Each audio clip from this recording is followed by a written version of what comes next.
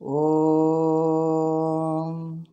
सर्वे जनाः सुखिनो भवन्तु, समस्तसन्मङ्गलानि सन्तु। असतो मा सद्गमय, तमसो मा ज्योतिर्गमय, मृत्योर्मामृतङ्गमय। ओम शांति शांति शांति। Hi viewers, this is Dr. T. Madhusudana, lecturer in Commerce, Government College for Men, Autonomous, Kadapa, Andhra Pradesh. In the series of GST videos, we have been learning various important topics relating to the GST. So in this process, today through this video we try to learn the major principles of goods and service tax. So GST యొక్క మూల సూత్రాలు లేదా GST యొక్క scope గురించి మనం ఈరోజు ఈ video ద్వారా తెలుసుకోవడానికి ప్రయత్నం చేద్దాం. ఈ వీడియో మీకు నచ్చినట్లయితే తప్పనిసరిగా లైక్ చేయండి, షేర్ చేయండి మరియు సబ్స్క్రైబ్ చేయండి. So the principles or scope or features of GST. So the GST has been implemented in India from July 1st, 2017. The principles behind implementation of GST are: number 1, GST is a consumption based tax. That means the base for GST is consumption. That means the supply of goods or services. So consumption based tax, GST అనేది consumption based tax. ఎప్పుడైతే వస్తువులు కానీ సేవలు కానీ ఒక వ్యక్తి దగ్గర నుంచి మరొక వ్యక్తి దగ్గరికి మార్పు చెందుతాయో అంటే మారతాయో, సప్లై చేయబడతాయో, ఆ దశలో ఈ GST అనేది విధించడం జరుగుతుంది. That means unless the goods or services are transformed from seller to the buyer, it cannot be levied. So that is the first principle of GST. Next, number 2 principle, concurrent dual GST. In India, the GST has been divided into 2 categories. One is central GST and another one is state or UT GST.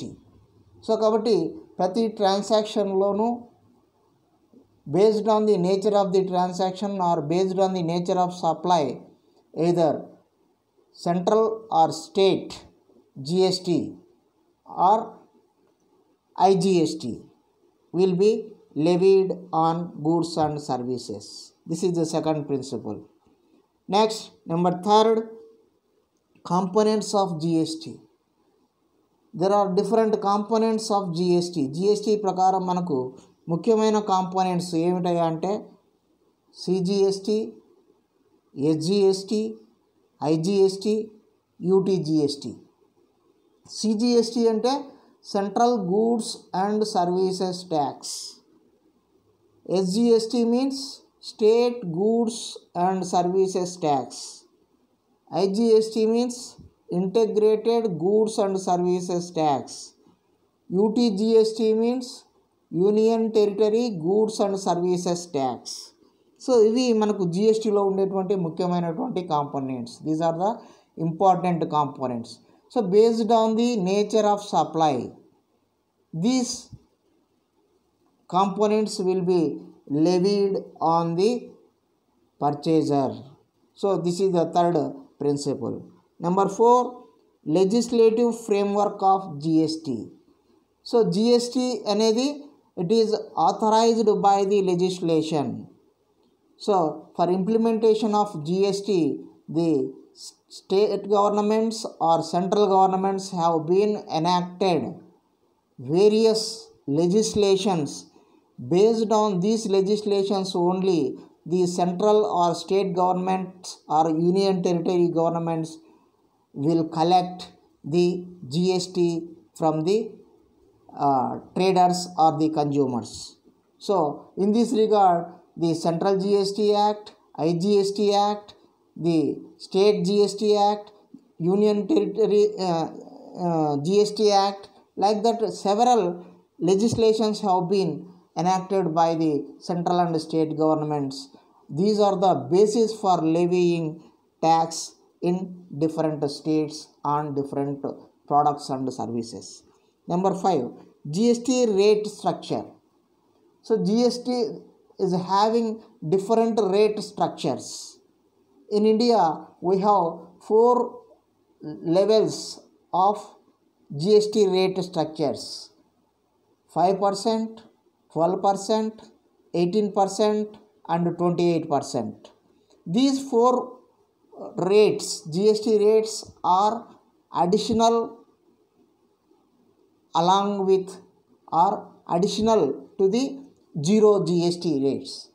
So these rates have been fixed by the central government and state government, keeping in view the nature of the products, the emergency of the products, the necessity of the products. So the list has been changing from time to time. Some of the products which are under the 5% category have been included in the 12% category, and 12% category goods have been shifted to the 5% category. Like that, from time to time, based on the GST Council recommendations, the government used to transfer goods and services from one tax structure to another tax structure. This is another principle behind the GST. Number 6, taxes to be consumed under GST structure. So taxes to be subsumed. So after enactment of the GST, several indirect taxes levied by the central government and state governments have been subsumed under GST. అంటే మనకు GST అమలులోకి వచ్చిన తర్వాత వివిధ రకాలైనటువంటి పరోక్ష పన్నులు ఏవైతే జిఎస్టీ రాకముందు మన దేశంలో వసూలు చేసేవారో ఆ చాలా ట్యాక్సెస్ను, ఇండైరెక్ట్ ట్యాక్సెస్ను జిఎస్టీలో విలీనం చేయడం జరిగింది. That is other 6th principle of GST. Next, number 7, IGST for interstate transactions. Interstate transactions is one of the major change that was taken place under GST. Interstate transaction means the transaction between the traders of 2 different states. అంటే మనకు ఇద్దరు వ్యాపారస్తులు 2 రాష్ట్రాలలో ఉన్నటువంటి వ్యాపారస్తుల మధ్య జరిగేటువంటి వ్యవహారాన్ని మనం ఇంటర్స్టేట్ ట్రాన్సాక్షన్గా మనం జిఎస్టీలో డిఫైన్ చేయడం జరిగింది. సో అలాంటి ఇంటర్స్టేట్ ట్రాన్సాక్షన్స్లో మనకు ఐజిఎస్టీ అంటే integrated goods and services tax అనేది విధించడం జరుగుతూ ఉన్నది. Next, number 8, input tax credit chain. మనకు జిఎస్టీలో మరొక ముఖ్యమైనటువంటి అడ్వాంటేజ్ ఏమిటంటే input tax credit. So under GST, whatever the tax paid by the traders while he is purchasing goods from somebody else, that tax can be recovered or can get back from the government after selling the goods to the consumer or the trader. So this is called input tax credit. So ఈ input tax credit అనేది ప్రతి ఒక్క వ్యాపారస్తునికి, అంటే manufacture మొదలుకొని small trader, retail trader వరకు అందరికీ కూడా మనకు జిఎస్టీలో లభిస్తుంది. Next, number 9, utilisation of credit of ITC. So ITC అనేది మనకు యూటిలైజేషన్ చేసుకోవడానికి కూడా మనకు జిఎస్టీలో అవకాశం అనేది ఏర్పడింది. అంటే the trader, whatever the tax paid by the trader, that tax can get back after selling the products to the other person. So కాబట్టి అతను సిజిఎస్టీ పే చేసి ఉంటే అతను కలెక్ట్ చేసినటువంటి సిజిఎస్టీ నుంచి అతను చెల్లించినటువంటి సిజిఎస్టీని తగ్గించుకొని నికర మొత్తాన్ని మాత్రమే అతను గవర్నమెంట్కి చెల్లించుకోవచ్చు. అదేవిధంగా ఎస్జిఎస్టీ పే చేసి ఉంటే ఎస్జిఎస్టీ కలెక్ట్ చేసిన దాని మొత్తంలో నుంచి ఎస్జిఎస్టీ నుంచి మినహాయించుకొని నికర మొత్తాన్ని మాత్రమే గవర్నమెంట్ అకౌంట్కు పే చేయొచ్చు. So in this way the traders can utilise the credit whatever the tax credit available in his account that can be get back by the traders in the form of input tax credit. Number 10, taxable event in GST. So the taxable events, what is the taxable event under GST has been clearly defined, that is a supply of goods or services. So the taxable event in GST is a supply of goods or services or both. So వస్తువులను కానీ సేవలను కానీ supply చేయడం అనేది taxable ఈవెంట్గా మనకు జిఎస్టీలో పరిగణించడం జరుగుతుంది. Number 11, common portal. So GST under GST the common portal, one website has been developed by the GST authorities to register and to upload all the items, all the returns or all the clarifications can be uploaded or downloaded from that common portal. So any issue can be uploaded through common portal to the officials, and any notice to be served by the officers to the traders, that's also served through common portal. This is one major change that was taken place under GST. Next, number 12, seamless flow of credit. Seamless flow of credit means the credit of an input tax credit. Input tax credit is flowed irrespective of the person who is selling or buying the goods or services, subject to the registration. So కాబట్టి ఈ supply చైన్లో ఉన్నటువంటి ప్రతి ఒక్క వ్యాపారస్తుడు తాను చెల్లించినటువంటి ట్యాక్స్ను వాపసు పొందే అవకాశం అనేది జిఎస్టీలో కల్పించడం జరిగింది. అయితే దానికి రిజిస్ట్రేషన్ అనేది కంపల్సరీ చేశారు. సో దాన్ని బట్టి అతడు మనకు ఇన్పుట్ ట్యాక్స్ అనేది వాపసు పొందవచ్చు. Next 13, goods outside GST purview. So జిఎస్టీలో కొన్ని వస్తువులను జిఎస్టీ పరిధి నుంచి మినహాయింపు ఇవ్వడం జరిగింది. అలాంటి వస్తువుల మీద all those products which are exempted or outside the purview of GST have been levied as per the previous legislations. So on all those products the GST will not be levied. The taxes will be collected as per the previous legislations on those products which are outside the purview of GST. అవి ఏవేవి అనేది మనం తర్వాత క్లాస్లో తెలుసుకుందాం. Next, threshold limit for registration. Under GST a limit has been fixed by the GST acts, that is the registration. The registration is not compulsory for all the traders. It is only those traders who cross or who will do their business after that particular point. So certain limitation has been levied by the legislation to get themselves registered under GST. That means the people who are not doing that much of business need not register under GST. So కాబట్టి మనకు జిఎస్టీలో registration తప్పనిసరిగా చేసుకోవడానికి ఒక registration criteria, వ్యాపార criteria అనేది విధించడం జరిగింది. ఆ వ్యాపారం అంతకు మించి జరిగేటువంటి వ్యాపారస్తులు మాత్రమే రిజిస్ట్రేషన్ చేసుకోవాలి. అంతకంటే తక్కువ వ్యాపారం ఉన్నటువంటి వ్యాపారస్తులు రిజిస్ట్రేషన్ చేసుకోవాల్సిన అవసరం లేదు. Next 15, electronic returns. All the returns relating to their sales, purchases, tax collected, tax paid, every returns to be submitted by the traders should be in the form of electronic. So మనకు ఒక portal అనేది కామన్గా GST authorities ఏర్పాటు చేయడం జరిగిందని మనం తెలుసుకున్నాం. So ఆ ఎలక్ట్రానిక్ పోర్టల్లోనే మనం వ్యాపార సంస్థలు ప్రతి ఒక్క రిటర్న్స్ కూడా సబ్మిట్ చేయాల్సి ఉంటుంది.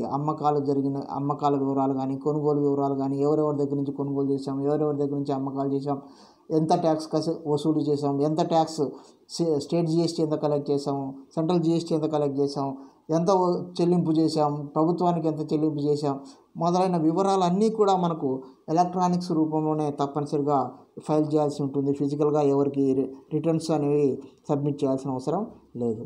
Next number 16, various modes of payment of tax. The traders can pay tax in various modes. వివిధ రూపాలలో ప్రభుత్వానికి ట్యాక్స్ చెల్లించే సౌలభ్యం జిఎస్టీలో ఏర్పాటు చేయాలి. అంటే డైరెక్ట్గా క్యాష్ పేమెంట్ అయినా చేయొచ్చు, బ్యాంకు ద్వారా అయినా చేయొచ్చు, లేదా ఆన్లైన్ ద్వారా చేయొచ్చు, రకరకాల మార్గాలు డీడీల ద్వారా చెల్లింపు చేయొచ్చు. ఏ విధంగా అయినా సరే, what ever the method or mode of payment, you have to pay correct tax to the correct government. That is the motive. Next 17, TDS and TCS. So TDS, tax deducted at source. TCS, tax collected at source. So ఎవరైతే ఉద్యోగస్తుల యొక్క జీతభత్యాలు చెల్లిస్తూ ఉన్నారో వారి జీతభత్యాల్లో నుంచి ట్యాక్స్ను deduct చేసి దాన్ని ప్రభుత్వానికి చెల్లించాలి.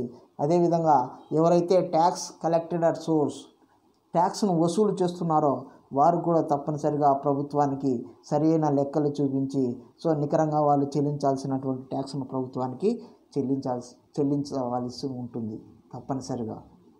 సో మనం ట్యాక్స్ వసూలు చేసి మనం జోబిలో వేసుకోవడానికి, అంటే traders whoever may be the traders or the employers who are collecting tax from the employees, they have to deposit this tax to the government. Next 18, self assessment. జిఎస్టీలో self assessment అనేది is one of the most important assessment system introduced under GST. అంటే మనం ఎంత tax కట్టాలి, ఎంత tax చెల్లించాలి అనేది మనంతటా మనమే, అంటే వ్యాపారస్తులే తమకు తాము నిర్ణయించుకొని ఆ ప్రకారమే ఆ ట్యాక్స్ను ప్రభుత్వానికి చెల్లించి దానికి సంబంధించినటువంటి ఎవిడెన్సెస్ ఏమైనా ఉంటే తాము పోర్టల్లో వెబ్సైట్లో అప్లోడ్ చేస్తే సరిపోతుంది. సో దానికి సంబంధించి ప్రతి ఒక్క ఎవిడెన్స్ మనం క్లియర్గా మనం ప్రభుత్వానికి సబ్మిట్ చేసినట్లయితే you need not worry about the tax. కాబట్టి మనకు సెల్ఫ్ అసెస్మెంట్, నువ్వు ఎవరి దగ్గరికి వెళ్ళాల్సిన అవసరం లేదు. నువ్వు ఎంత వసూలు చేసావు, ఎంత చెల్లిస్తున్నావు, ఎంత అమ్మావు, ఎంత కొనుగోలు చేసావు, ఆ లెక్కలన్నీ కూడా సెల్ఫ్ అసెస్ చేసుకోవడానికి మనకి ఇక్కడ అవకాశం అనేది ఉంటుంది. Next 19, anti profiteering authority. So మనకు జిఎస్టీ వసూలు చేసే సందర్భంలో కానీ, చెల్లింపు చేసే సందర్భంలో కానీ ఎవరికి కూడా దాని ద్వారా లాభం పొందే అవకాశం ఉండకూడదు. అంటే whatever the tax collected by the traders, whatever the tax paid by the consumers, all these tax is to be credited to the government in a proper way. That is the motive of GST. కాబట్టి ఇప్పుడు వ్యాపారస్తుడు తనకు రావాల్సినటువంటి tax, input tax ఎంత, ఆ input ట్యాక్స్ను తాను అమ్మకం చేసిన తర్వాత అందులో నుంచి మినహాయించుకొని కరెక్ట్ మినహాయించుకొని నికర మొత్తాన్ని మాత్రం ప్రభుత్వానికి చెల్లిస్తే సరిపోతుంది. అది కూడా ఇన్ టైంలో చెల్లిస్తే ఎలాంటి ప్రాబ్లం ఉండదు. అంతేకాకుండా సరైన గవర్నమెంట్ అకౌంట్కి కూడా క్రెడిట్ చేయాల్సి ఉంది. ఎందుకంటే central government tax is to be deposited under central government, state tax is to be deposited to the state government only. So కాబట్టి ఇది మరొక ముఖ్యమైనటువంటి principle. Next, meaning of supply. Supply అంటే ఏమిటి? Under GST supply has been clearly defined.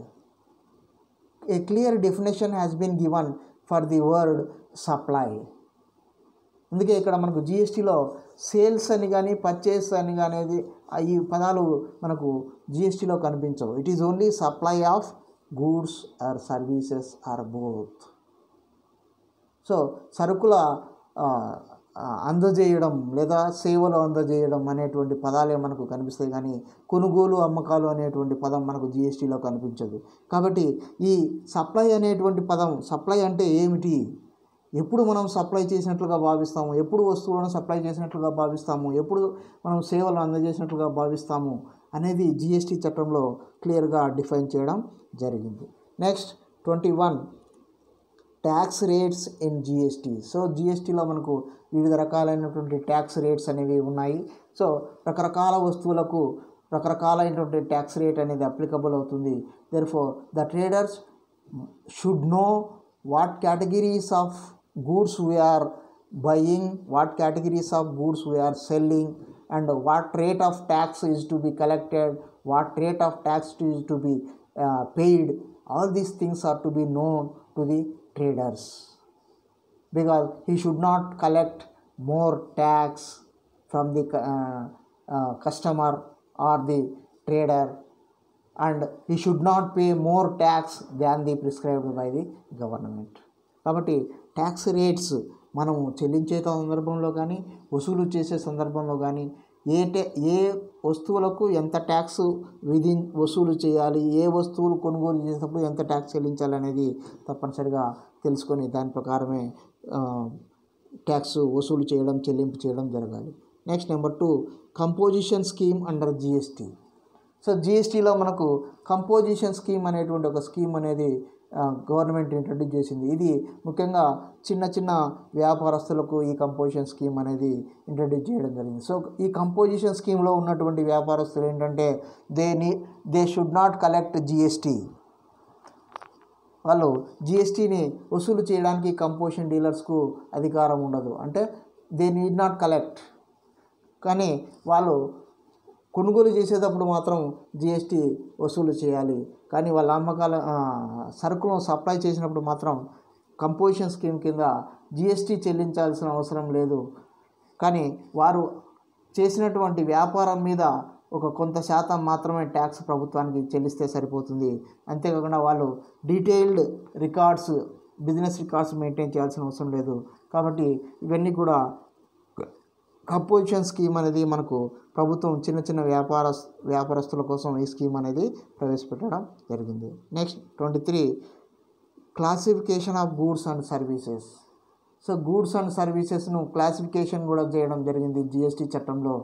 ఏవేవి goods కింద వస్తాయి, ఏవేవి సర్వీసెస్ కింద వస్తాయి, ఏవేవి ఏ ట్యాక్స్ పరిధిలోకి వస్తాయి, ఏవేవి ఏ ట్యాక్స్ పరిధిలోకి రావు, 0 రేటెడ్ గూడ్స్ ఏవి, 0 రేటెడ్ సర్వీసెస్ ఏవి, 5% గూడ్స్ ఏవి, 5% సర్వీసెస్ ఏవి, 12% గూడ్స్ ఏవి, 12% సర్వీసెస్ ఏవి, 18% సర్వీసెస్ ఏవి, 18% గూడ్స్ ఏవి, 28% గూడ్స్ ఏవి, 28% సర్వీసెస్ ఏవి, ఇలా ప్రతి కేటగరైజేషన్ అనేది క్లియర్గా మనకు జిఎస్టీలో కనిపిస్తుంది. సో ఈ విధంగా ఈ ప్రిన్సిపల్స్ ఆధారంగా, ఈ వివిధ రకాలైనటువంటి ప్రిన్సిపల్స్ ఆధారంగానే మనకు మన దేశంలో జిఎస్టీ అనేది వసూలు చేయడం, అమ్మకాల సప్లై మీద విధించడం అనేది జరుగుతూ ఉంటుంది మిత్రులారా. సో ఇది ఈరోజు మనకు principles or scope or features of GST అనే అంశానికి సంబంధించినటువంటి వీడియో. ఈ వీడియో మీకు నచ్చినట్లయితే దయచేసి లైక్ చేయండి, షేర్ చేయండి, సబ్స్క్రైబ్ చేయడం మాత్రం మర్చిపోకండి. Thank you very much.